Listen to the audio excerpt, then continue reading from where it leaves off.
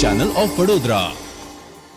Passport કઢાવવા માટે પશ્ચિમ બંગાળની મદ્રેસાનો ડુપ્લિકેટ એલસી રજૂ કરનાર આરોપીને ક્રાઇમ બ્રાન્ચે ઝડપી પાડી વધુ તપાસ હાથ ધરી છે।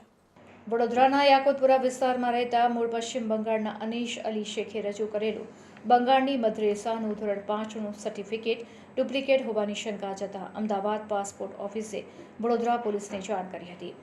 પોલીસની તપાસ દરમિયાન આરોપીએ તેના ગામની સ્કૂલમાં ધોરણ 3 સુધી જ અભ્યાસ કર્યો હોવાની વિગતો જણાઈ આવી હતી।